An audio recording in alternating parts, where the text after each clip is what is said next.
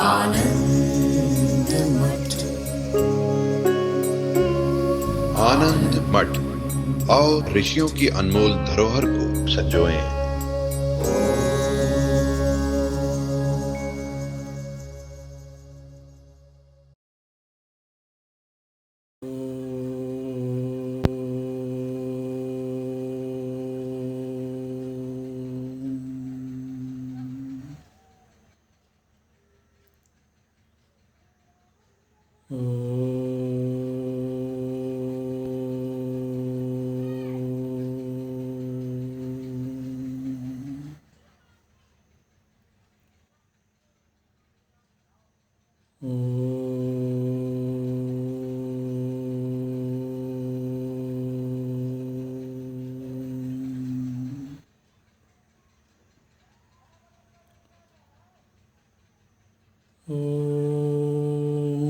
भद्रं कर्णेभिः शृणुयाम देवाः, भद्रं पश्येमाक्षभिर्यजत्राः, स्थिरैरङ्गैस्तुष्ट्वागुंसस्तनूभिः व्यशेम देवहितं यदायुः।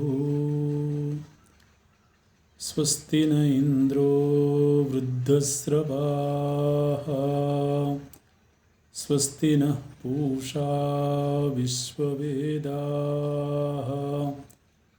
स्वस्ति नस्तार्क्ष्यो अरिष्टनेमिः,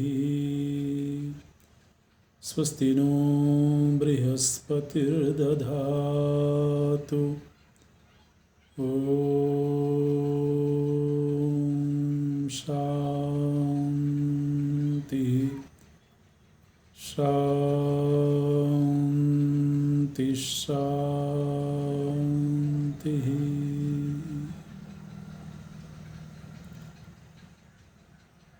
सच्चिदानन्दरूपाय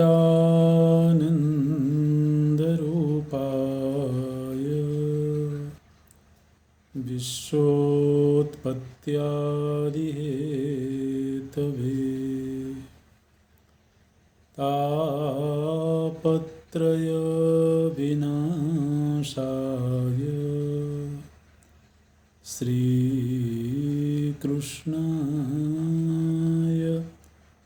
वयं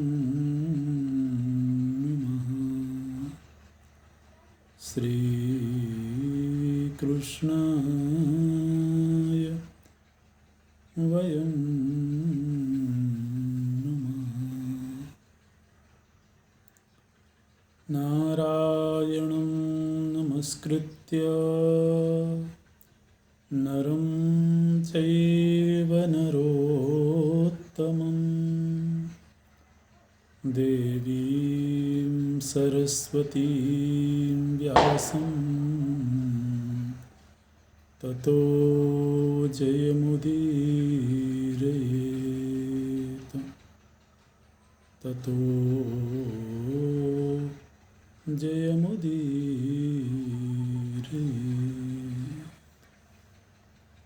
हम लोग गीता जी का अध्ययन कर रहे हैं और गीता जी में 6ठे अध्याय का एक श्लोक देखा था। 7वें अध्याय में चलते हैं। 6ठे अध्याय में योग संबंधी जो श्लोक था उसका अवलोकन किया। भगवान की दृष्टि में दुख से वियोग ही योग है, और दुख से वियोग कब होगा? जब शरीर से आसक्ति छूटेगी। क्योंकि जब तक शरीर में तादात्म्य है, जब तक शरीर में आसक्ति है, तब तक दुख अवश्यंभावी है। बहुत सारे दुख शारीरिक होते हैं, बहुत सारे मानसिक होते हैं, वैचारिक होते हैं। कई बार व्यक्ति शारीरिक रूप से स्वस्थ है लेकिन मानसिक दुख से ग्रस्त है। भावनात्मक रूप से भी सब चीज़ें अनुकूल हैं तो वैचारिक दुख है, विचार नहीं मिलते हैं। तो इसलिए इस व्यक्तित्व से जितना गहरा तादात्म्य होगा उतने ही दुख के संयोग बनेंगे। इसलिए भगवान जब बोलते हैं तम विद्या दुख संयोग वियोगम योग संगीतम, दुख से जो नैसर्गिक रूप से संयोग हो रखा है उसका वियोग हो जाना, यही असल में योग है भगवान की दृष्टि में। अच्छा, फिर 7वें अध्याय का एक श्लोक देखते हैं। 14वां श्लोक 7वें अध्याय का लेंगे। दैवी ही एषा गुणमयी मम माया दुरत्यया, मामेव ये प्रपद्यन्ते मायाम एताम तरन्ति ते। किसी के मन में ये प्रश्न आ सकता है, जैसा कि अभी हमने चर्चा किया, कि यदि देह से तादात्म्य रहेगा तो दुख रहेगा। अब बहुत स्वाभाविक सा ये प्रश्न आता है कि इस देह से तादात्म्य छूटना कोई आसान चीज तो नहीं है।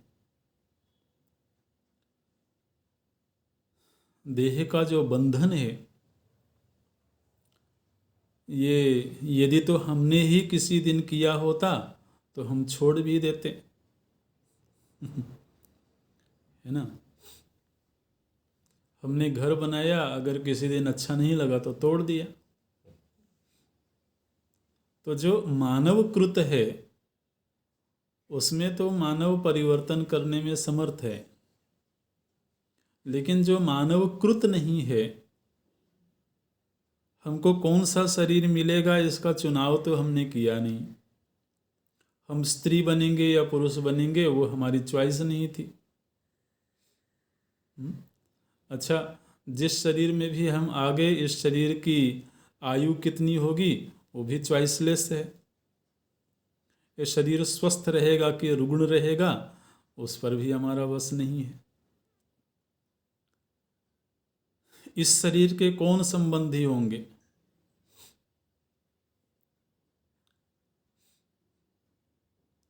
वो भी चॉइसलेस है। तो बहुत सारी चीज़ें तो जीवन में ऐसी हैं जो जिस पर हमारी पसंद नहीं पूछी गई है। जब भाई बहन झगड़े करते हैं कई बार तो कहता है कि तुम कैसे मेरी बहन बन के आ गई लेकिन वहाँ रिश्ते ऐसे हैं जिसमें अपनी पसंद नापसंद का कोई अवसर ही नहीं है। लेकिन है, एक सच्चाई है। तो ये जितने भी संयोग हैं, चाहे वो शरीर का संयोग हो, चाहे वो नाते रिश्ते का संयोग हो, आयु का संयोग हो, स्वस्थ अथवा बीमारी का संयोग हो, ये ऐसा लगता है कि हर जगह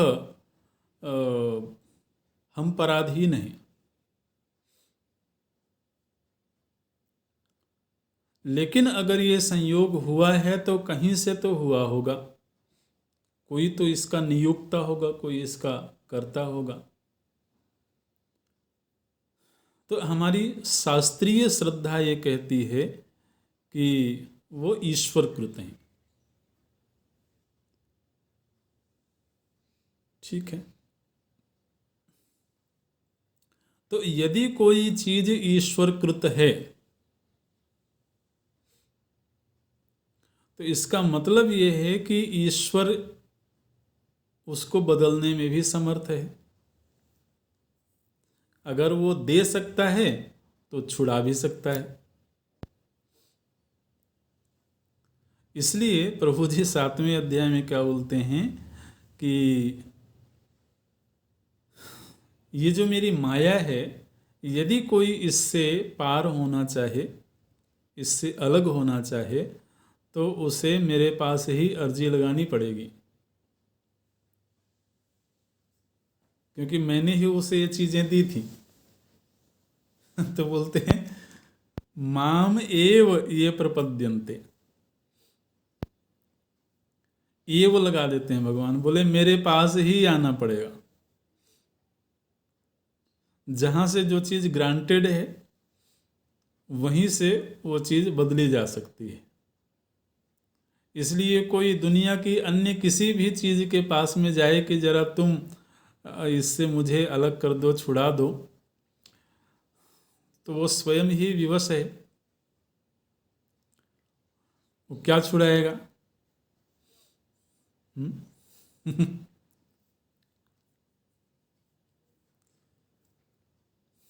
लोग डॉक्टर को भगवान कहते हैं, और डॉक्टर जब पर्चा लिखता है तो उसमें लिखता है कि मैंने तो दवाई दे दिया तुमको, लेकिन ये सब भगवान भरोसे ही है। वो जो पर्ची में RX लिखता है ना, किसी ने बताया हमको भी 1-2 दिन पहले, बोले उस RX का मतलब होता है भगवान भरोसे। तो जिस डॉक्टर को हम भगवान मानते हैं, वो खुद भी हाथ खड़े कर देता है पहले ही, दवाई लिखने से पहले ही।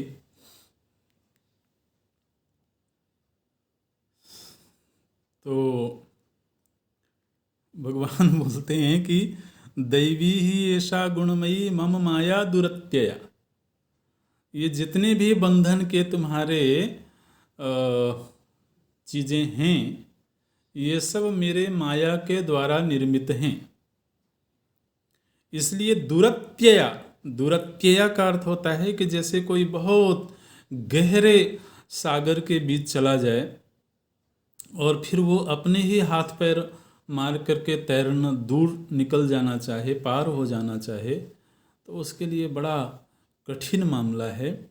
इसी तरह से ये जो माया का सागर है, इस सागर से पार करने में व्यक्ति अपने बल पर समर्थ नहीं है, उसको बोलते हैं दुरत्यया।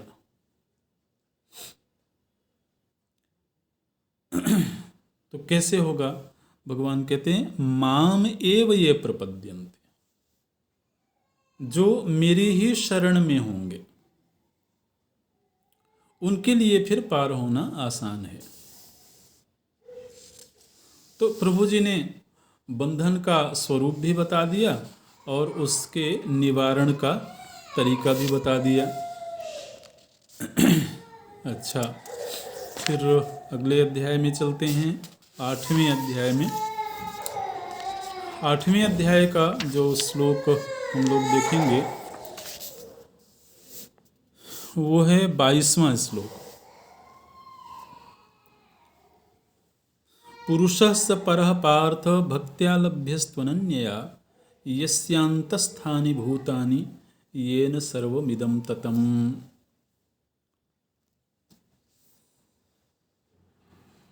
अब एक बड़ा प्रश्न खड़ा हुआ कि प्रभु जी कह रहे हैं कि तुम यदि मेरी शरण में आ जाओगे तो तुम इस माइक प्रपंच से मुक्त हो जाओगे।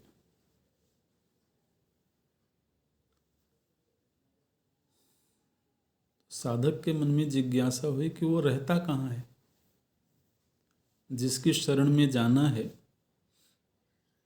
उसकी कोई खोज खबर तो लगे, उसका कोई पता, कोई एड्रेस तो मिले कि वो कहाँ है।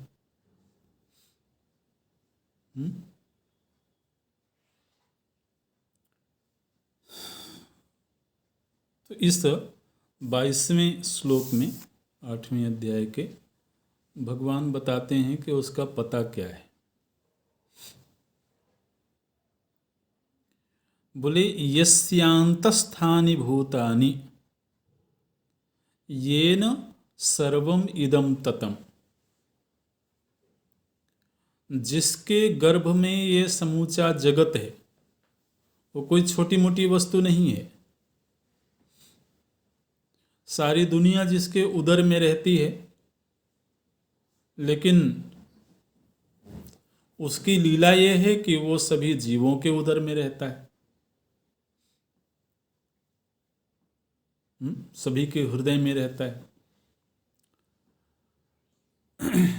तो ईश्वर का बहुत बहुत खूबसूरत, बहुत विलक्षण पता है। वो पता ये है कि वो सभी के हृदय गुहा में है।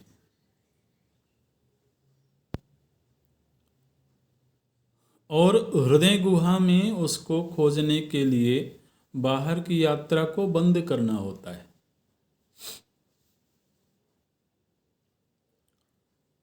यदि हम एक कोई बूढ़ी माता जी थी, सायंकाल का वक्त था, वो स्ट्रीट लाइट में, रोड के किनारे लाइट जल रही थी, तो वहाँ वो कुछ खोज रही थी।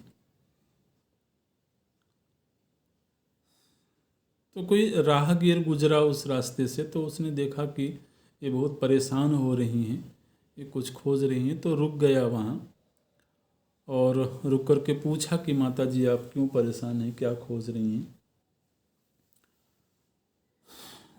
तो उन्होंने कहा कि मैं सिलाई कर रही थी और सुई खो गई। बोली अच्छा, तो सुई खोज रही हूँ। तो उस राहगीर ने पूछा कि कहाँ खोई है। बोले खोई तो घर में थी। अच्छा, तो यहाँ क्यों खोज रही हो। तो बोली घर में अंधेरा हो गया था, यहाँ पर लाइट है इसलिए यहाँ खोज रही हूँ।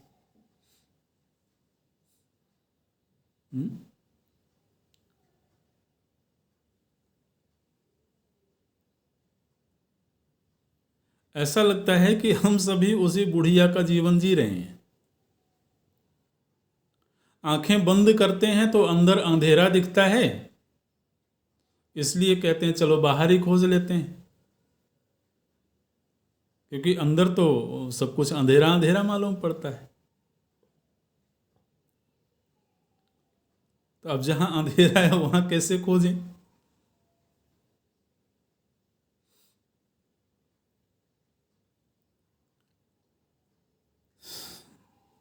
तो प्रभु जी बोलते हैं कि यस्य अंतस्थानि भूत,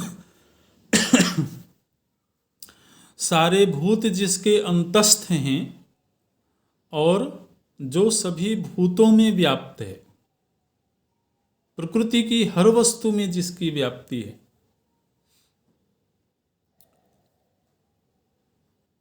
वो परमात्मा है, वही परम पुरुष है।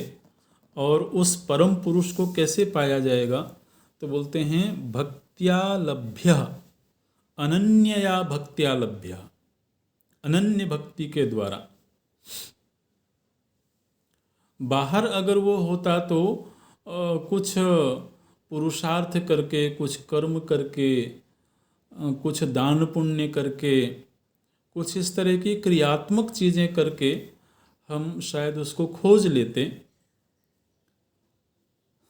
लेकिन अब यदि वो भीतर ही बैठा हुआ हो तो फिर केवल उसके प्रति शरणागति ही उपाय है, उसके प्रति प्रेम ही उपाय है, उसके प्रति भक्ति ही उपाय है। तो ये भगवान बोलते हैं कि पुरुषस्य परः पार्थ, हे पार्थ वह जो परम पुरुष है उसको अनन्य भक्ति के द्वारा ही पाया जा सकता है। कहाँ मिलेगा, कहाँ पाया जा सकता है, तो उसके लिए बताया यस्य अंतस्थानि भूतानि, ये समूची सृष्टि जिसके गर्भ में रहती है। इसीलिए प्रभु जी कभी कभी जब लीला करते हैं तो वो अपने मुख में ही सारी सृष्टि का दर्शन करवा देते हैं। हुआ ना, कभी विराट दर्शन करवाया प्रभु जी ने, कभी माता जी को मुख में ही दर्शन करवाया। तो मुख में दर्शन करवाने का अर्थ ऐसा नहीं है कि केवल उनके मुख में ही है। मुख में दर्शन का अर्थ है कि ये समूचा जो ब्रह्मांड है ये परमात्मा के भीतर है, परमात्मा में है ऐसे। लेकिन इतना बड़ा परमात्मा होकर के भी वह हम सभी के हृदय में स्फुरित होता है चैतन्य के रूप में, आत्मा के रूप में। तो हम सृष्टि के बाहर तो खोज नहीं सकते हैं, सृष्टि के बाहर तो हमारी गति ही नहीं है, लेकिन हम आंख बंद करके भीतर तो खोज सकते हैं ऐसे।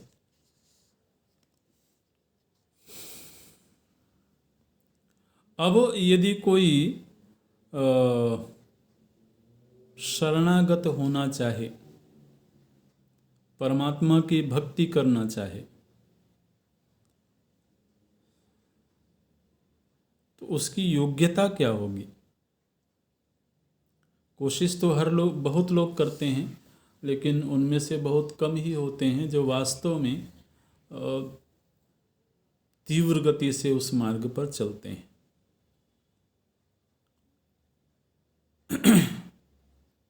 तो चाहे वो ज्ञान का मार्ग हो, चाहे वो उपासना का, भक्ति का मार्ग हो,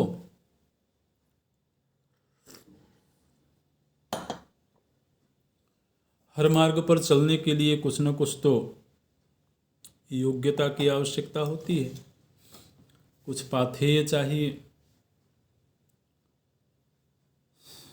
तो क्या पाथेय है भगवान बोलते हैं, हम अगले अध्याय में चलते हैं। 9वें अध्याय में 13वां श्लोक हम देखते हैं, जहाँ भगवान बोलते हैं, महात्मा अनुस्तुमाम पार्थ दैवीं प्रकृतिमाश्रिताः भजन्त्यनन्य मनसः ज्ञात्वा भूतादिमव्ययम्। बोले यदि तुम्हें अध्यात्म के मार्ग पर चलना है, परमात्मा की खोज के मार्ग पर चलना है, तो केवल एक काम कर लो। क्या एक काम कर लें? बोलते हैं तुम महात्मा बन जाओ।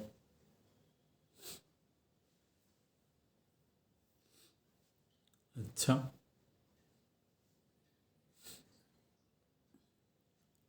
महात्मा बन करके ही इस मार्ग पर चला जा सकता है। महात्मा माने क्या होता है? तो बोलते हैं जो दैवी प्रकृति से संपन्न है। महात्मा की पहचान ठीक ठीक कर लेना। बोलते हैं महात्मानस्तु मां पार्थ दैवीं प्रकृतिमाश्रिताः भजन्ति अनन्य मनसः महात्मानः माम अनन्य मनसः भजन्ति। महात्मा लोग अनन्य भाव से मेरा भजन करते हैं। महात्मा कह, कौन महात्मा है? तो बोलते हैं दैवीं प्रकृतिम आश्रिताः, जिसके भीतर दैवी प्रकृति है, जो दैवी गुणों से संपन्न है। बहुत सुंदर गीता जी में कई बार एक छोटे छोटे शब्दों की इतनी सुंदर परिभाषा कर देते हैं भगवान। बोले जिसके भीतर दैवी गुण हैं। दैवी गुण क्या होते हैं? अभय, सत्व संशुद्धि, ज्ञान, योग, शील, संतोष, तप, स्वाध्याय, दया, प्रेम, करुणा।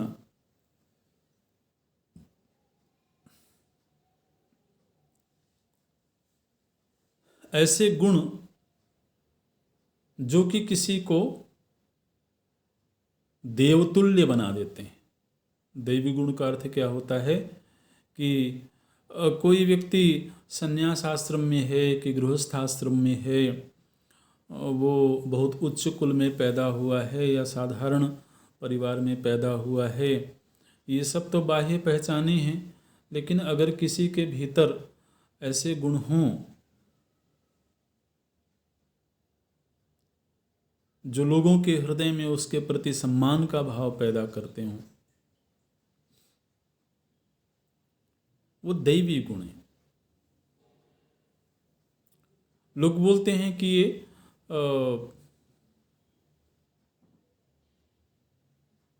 देवतुल्य है तो मनुष्य ही, लेकिन मनुष्य होकर के भी इनका स्वभाव ऐसा है, इनका आचरण ऐसा है, इनके जीवन की मर्यादा ऐसी है, इनकी वाणी ऐसी है कि जिससे कि इनके प्रति सम्मान का भाव जागता है। तो जिस किसी के भी भीतर दैवी गुण हैं वो महात्मा है। महात्मा का संबंध असल में अंतःकरण के संस्कारों से है।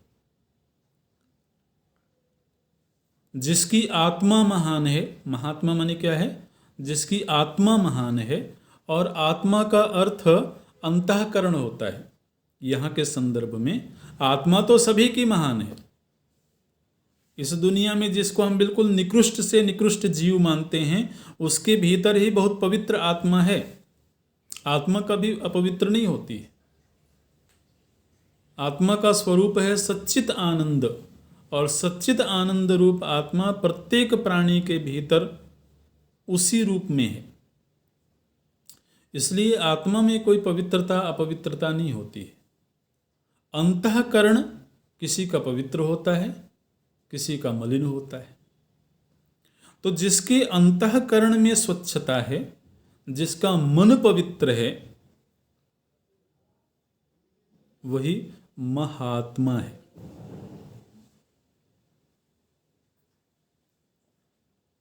तो ऐसा महात्मा बन करके मैंने अपने अंतःकरण में दैवी गुणों को ला करके ही और फिर इस भक्ति के मार्ग पर चला जा सकता है।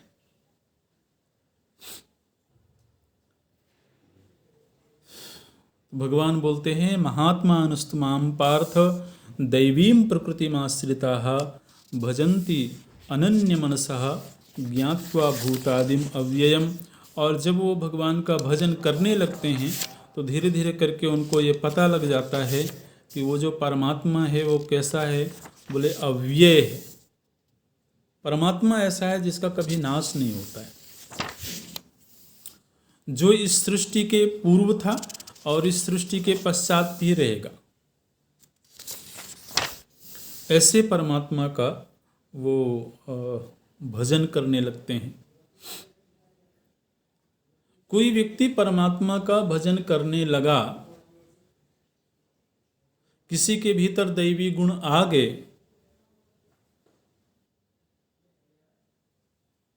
उसकी पहचान क्या है?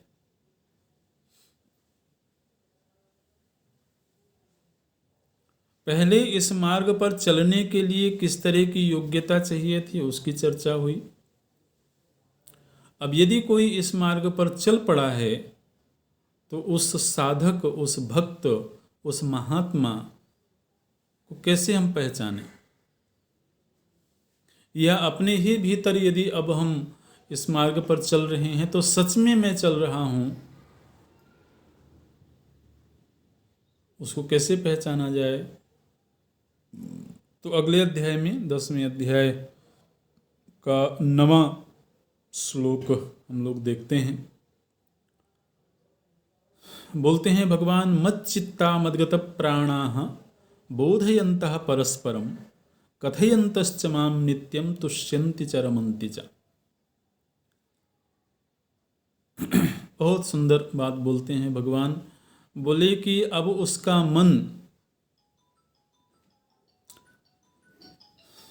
और किसी बात में लगता नहीं, दुनियादारी की बातों में अब उसका मन जाता नहीं। कोई ले जाने की चेष्टा भी करे तो थोड़ी देर गया, फिर वहां से उपराम हो गया। हाँ, यदि कोई भगवत चर्चा हो रही हो तो वहां उसका खूब मन लगता है। तो हमारा मन सहज ही जिन चीजों में रुचि लेता है वही हमारी असली पहचान है। भगवान बोलते हैं मच्चित्ताः। मच्चित्ताः का अर्थ है कि जिसका चित्त बिना प्रयत्न के ही प्रभु जी की ओर सहज ही प्रवाहित होवे।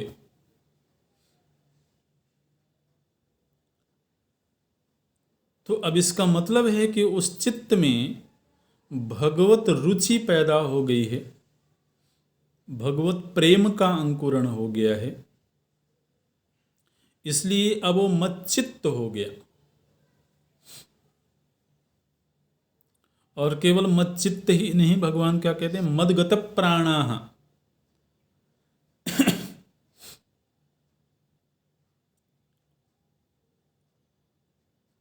बोले कि उसी के लिए जीता है।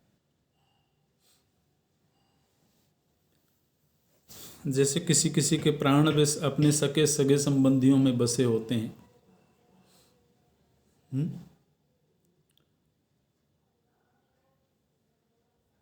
बोले इसकी वजह से तो मैं जी रहा हूं, इसके लिए तो मैं जी रहा हूं, अगर यही ना रहे तो जीने का अर्थ क्या है। ऐसे होता है ना, कोई ऐसा रिश्ता होता है जीवन में, बोले कि अब इसी के लिए जी रहा हूं। अच्छा जी। तो इसी तरह से जब भगवान से पूछा जाएगा, ये भक्त से पूछा जाएगा कि तुम किसके लिए जी रहे हो,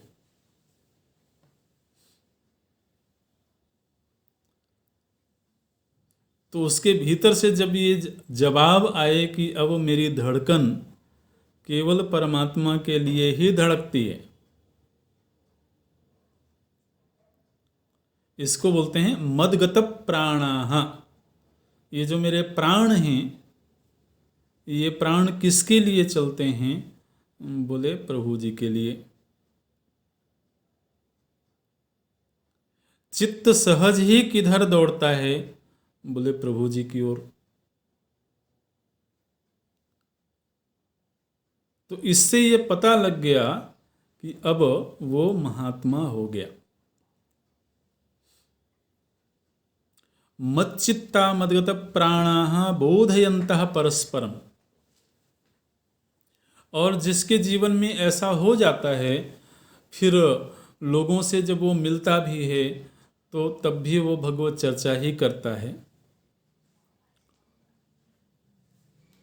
जैसे जब युवावस्था में लोगों को फिल्म देखने में रुचि होती है तो फिल्म देख करके आए और फिर आपस में बैठ करके फिल्म की ही बातें करते हैं, है ना। किसी को राजनीति में रुचि है तो बैठ करके घंटों घंटों राजनीति की बातें करते हैं। एक ही अखबार पढ़ के आए हैं 2 लोग 3 लोग, और उस अखबार की खबरों को लेकर के ही गपशप लगा हुआ है। तो इसी तरह से जिसके हृदय में भगवत प्रेम हो गया है, वो ऐसे भगवत प्रेमियों के साथ बैठ करके भगवत चर्चा करता है। और जब हम गपशप में भी भगवत चर्चा करते हैं, इसका मतलब है कि अब हमारे चित्त का रुझान प्रभु जी की ओर हो गया है। तो इसको बोलते हैं मच्चित्ता मद्गत प्राणाः बोधयन्तः परस्परम। एक दूसरे को भी उसी से संबंधित बातें बताते हैं। आपस में जब बैठते हैं तब भी वही चर्चा करते हैं। कथयन्तश्च माम नित्यम तुष्यन्ति च रमन्ति च। और ऐसा करने के लिए ऊपर से कोई दबाव नहीं है, उनकी सहज ही रुचि है कि जब भी वो बैठें लोगों के साथ में तो कोई शास्त्र की चर्चा करें, कोई भगवान की लीलाओं की चर्चा करें, कोई संत के संदर्भ में चर्चा करें। तो अब उनके गपशप का विषय भी, उनकी चर्चाओं का विषय भी भगवान ही हो जाते हैं।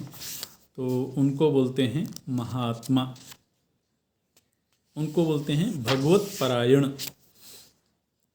और यदि कोई साधु जीवन में भी हो और केवल दुनियादारी की बातों में ही लगा हो, तब भी फिर वो महात्मा नहीं कहलाएगा।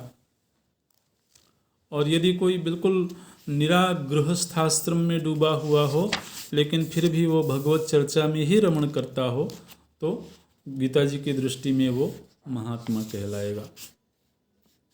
ऐसे इसलिए महात्मा की जो मूल पहचान बताई गई वो ये है कि वो दैवी गुणों से संपन्न हो जाए, भगवत चर्चा में ही उसको अच्छा लगने लगे, भगवत चर्चा में ही उसकी रुचि हो जाए। अच्छा,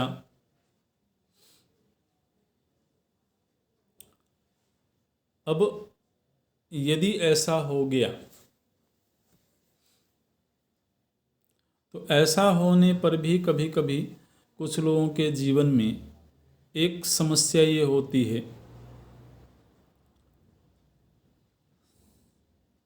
कि ये दूसरा व्यक्ति ऐसा क्यों नहीं कर रहा है।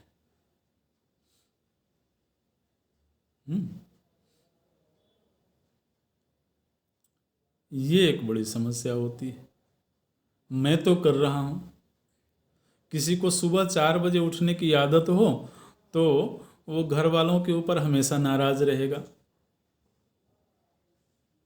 ये क्यों नहीं उठ रहा है जी, ये देखो 8 बजे 9 बजे तक बिल्कुल प्रमादी होकर के पड़ा हुआ है। तो स्वयं का जीवन सात्विक हो जाने पर भी दुनिया को लेकर के उसको शिकायत रहती है। इसीलिए कई कई बार वो व्यक्ति लोगों को ज्यादा इरिटेट करता है जो थोड़ा सत्संग करने लगता है।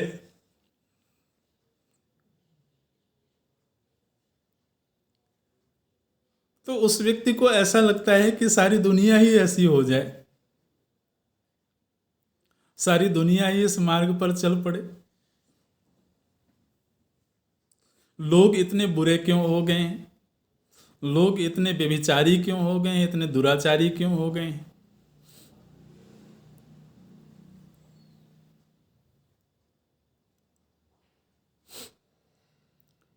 तो भगवान बोलते हैं, अगले अध्याय में चलते हैं हम लोग 11वें अध्याय में,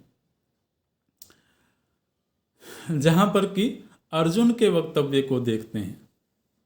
अर्जुन को जब प्रभु जी ने अपना विराट रूप दिखाया तो उस विराट रूप में अर्जुन ने देवताओं को भी देखा, असुरों को भी देखा, अच्छाइयाँ भी देखी, बुराइयाँ भी देखी। तो सब कुछ देख करके शुरू में तो उसके मन में बड़ी शिकायतें हो रही थीं, लेकिन बाद में जब इस दुनिया के सारे रहस्यों को, भगवान के सारे रूपों को अर्जुन ने देख लिया तो उसके बाद उनके मन की सारी शिकायतें दूर हो गईं। और वो बोलते क्या हैं, 11वें अध्याय के 36वें श्लोक को देखेंगे हम लोग। अर्जुन बोलते हैं, स्थाने हृषिकेश तव प्रकीर्त्या जगत प्रहस्यत्यनिरज्यते च रक्षांसि भीतानि दिशो द्रवन्ति सर्वे नमस्यन्ति च सिद्ध संघाः। अर्जुन बोलते हैं कि भगवान, जहां जो कुछ भी हो रहा है वो बिल्कुल ठीक हो रहा है।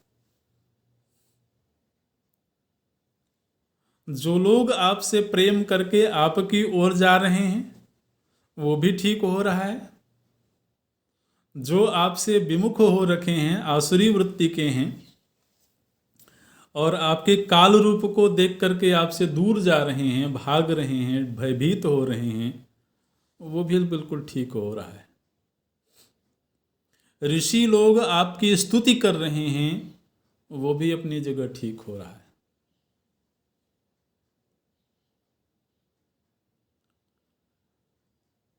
तो इस मार्ग पर चलने वाले व्यक्ति को ये भी समझना चाहिए कि यह सृष्टि विचित्रताओं से भरी हुई है। आसुरी, दैवी, हर तरह की वृत्तियों से भरी हुई है। इसलिए यह संभव ही नहीं है कि पूरी सृष्टि ही एक दिशा में चल पड़े।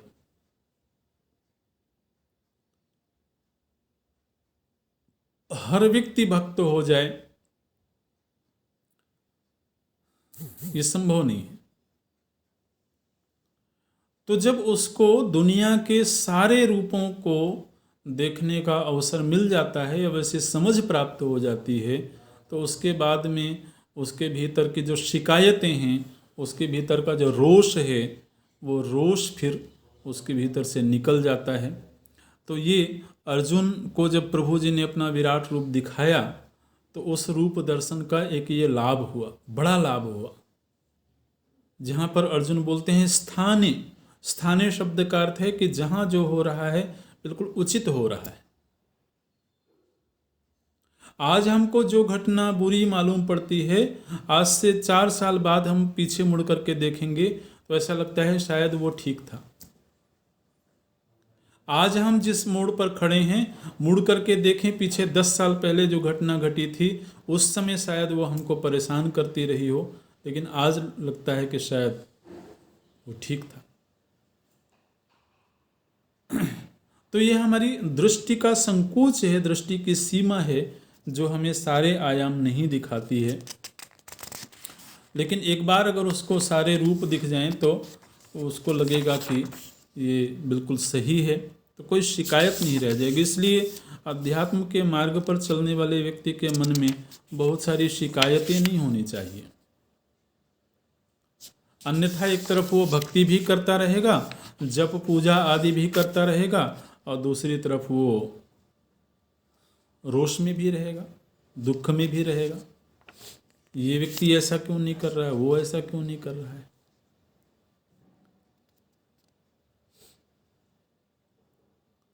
तो स्थानीय ऋषिकेश तव प्रकीर्त्या, हे ऋषिकेश, जो जहाँ हो रहा है, जैसा हो रहा है, बिल्कुल ठीक हो रहा है।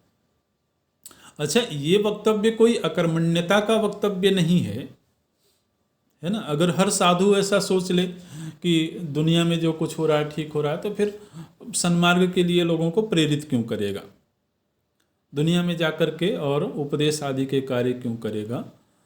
तो वो तो एक कर्तव्य है, प्रभु जी ने कर्तव्य दिया है कि जो भी इस मार्ग पर चल रहा है वो दूसरों को प्रेरित करे। लेकिन दूसरों को प्रेरित करने का मतलब ये नहीं होता है कि उनके सारी बुराइयों को अपने भीतर ले लेना। एक कर्तव्य के रूप में लोगों को प्रेरित किया, लोग प्रेरित हो गए तो ठीक है, नहीं हुए तो उनकी मर्जी है। ऐसे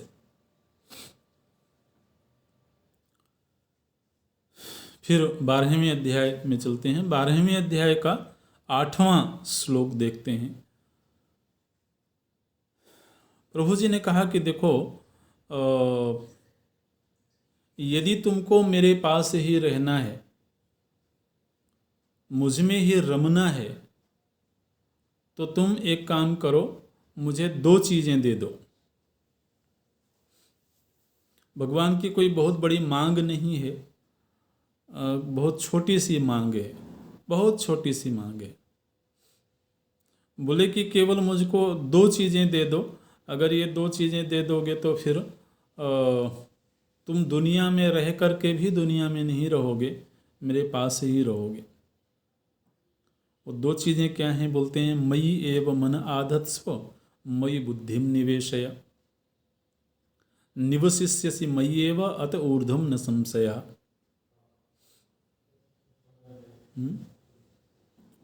बोलते हैं बस 2 चीज़ें करो, अपना मन मुझको दे दो और अपनी बुद्धि मुझको दे दो। यदि इन 2 चीज़ों को तुमने मुझे दे दिया, उसके बाद तुम्हारा निवास दुनिया में नहीं रहेगा, मुझ में तुम निवास करोगे। अच्छा, मन और बुद्धि का अर्थ होता है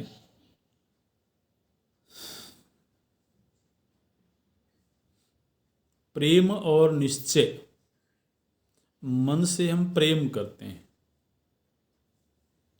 बुद्धि से हम विचार करते हैं, निश्चय करते हैं।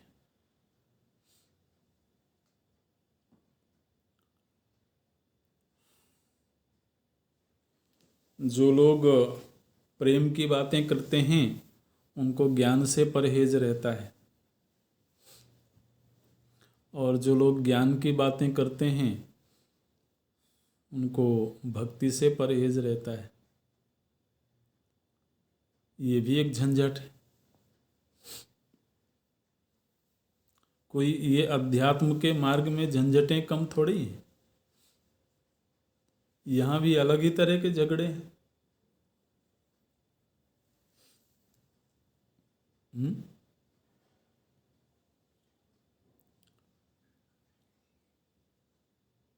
भगवान कहते हैं कि तुम ऐसा करो कि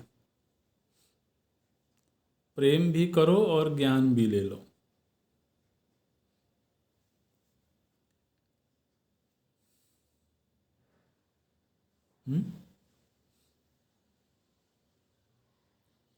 और ये जो अलग अलग बातें होती हैं ना, ये बातें असल में बड़ी घातक हैं। जब कोई ये कहेगा कि केवल भक्ति करो भगवान की, तो हमारे मन में केवल भक्ति करने की ही सामर्थ्य तो नहीं है, विचार करने की सामर्थ्य भी है ना, समझ भी तो है। तो फिर क्या होगा कि प्रेम तो हम करेंगे भगवान से, और विचार किसका करेंगे? अब यदि भगवान के विषय में विचार नहीं करना है, रोक दिया गया है कि ज्ञान के मार्ग में मत जाना, तो फिर विचार करेंगे दुनिया का और प्रेम करेंगे प्रभु जी से। ये तो बड़ा व्यभिचार है। और कोई कहे कि हम तो ज्ञान मार्गी हैं, तो जो ज्ञान मार्गी है क्या उसके भीतर दिल नहीं धड़कता है? क्या उसके भीतर प्रेम की वृत्तियां नहीं उठती हैं? तो ज्ञान तो वो अर्जित कर रहा है प्रभु जी का, और प्रेम किससे कर रहा है? बोले दुनिया से। अब भाई किसी न किसी से तो प्रेम करना पड़ेगा। प्रेम के बिना तो गुजारा बड़ा मुश्किल है। तो ये जो विभाग बना के रखा हुआ है ना, ये बिल्कुल एक नंबर की नासमझी है। जो कहता है भगवान केवल ज्ञान से प्राप्त होंगे, वो प्रेम दुनिया से करेगा। जो कहता है कि प्रेम से प्राप्त होंगे, वो विचार दुनिया का करेगा, क्योंकि भगवान तो विचार का विषय है नहीं।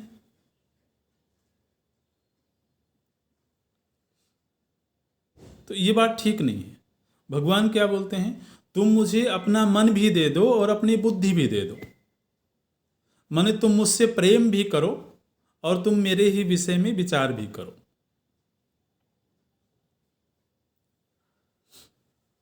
ये बोलते हैं मयि एव मन आधत्स्व मयि बुद्धिम निवेशय।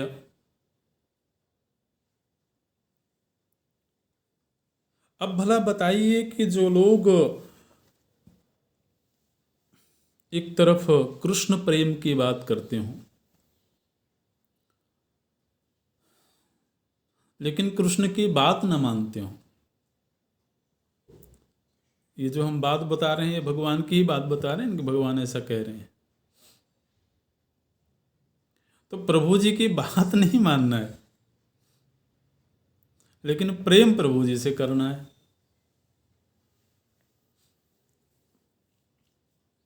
दुनिया में तो ठीक है ये, बोले हम तुमसे प्रेम तो बहुत करते हैं लेकिन तुम कुछ बोलना नहीं, बस चुप रहना, क्योंकि तुम्हारा बोलना हमको अच्छा नहीं लगता है। प्रेम बहुत करते हैं। ये क्या धोखेबाजी है जी? यदि किसी का बोलना ही अच्छा न लगता हो तो प्रेम क्या करते हैं? तो हम ये कहें प्रभु जी से कि हम तो भक्ति मार्गी हैं, तो हम आपसे प्रेम तो बहुत करते हैं, लेकिन बस आपको जो बोलना नहीं।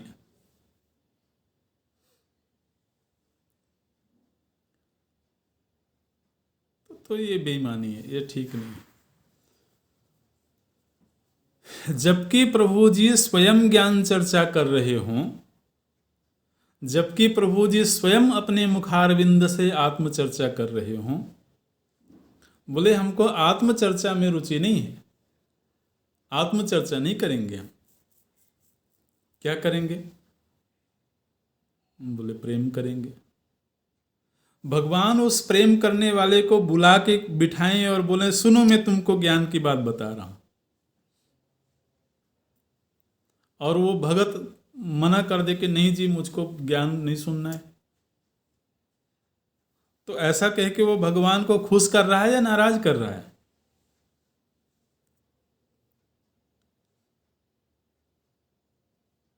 इसलिए ये आधी अधूरी बात ठीक नहीं है। हमारे व्यक्तित्व में दो बहुत महत्वपूर्ण घटनाएं घट रही हैं। हमको प्रेम की भी तलाश रहती है और हमको बेहतर समझ की भी तलाश रहती है। प्रेम के बिना भी जीना कठिन है और अच्छे विचारों के बिना भी जीना कठिन है।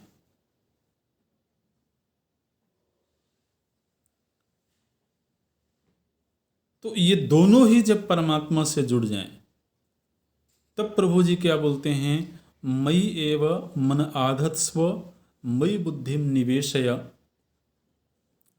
यदि प्रेम और विचार ये दोनों ही परमात्मा से जुड़ गए तो फिर उसके बाद में दुनिया में क्या कुछ हो रहा है उससे प्रभावित नहीं होगे।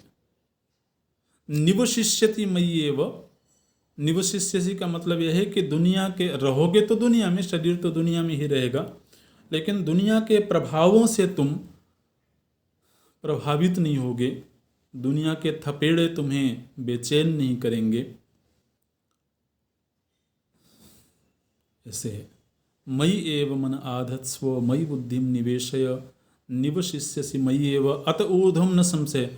और भगवान बोलते हैं कि अर्जुन इसमें संशय मत करना, मैं जो बता रहा हूँ ये यथार्थ वचन है। ये जिस दिन तुमको ये स्थिति प्राप्त होगी उस दिन तुम स्वयं इसका अनुभव करोगे। ये संशय का विषय नहीं है, ये विश्वास का, श्रद्धा का विषय है। तो इस तरह से 12वें अध्याय तक में भी हमने एक एक श्लोक देखा है। अभी यहीं पूरा करते हैं। ओम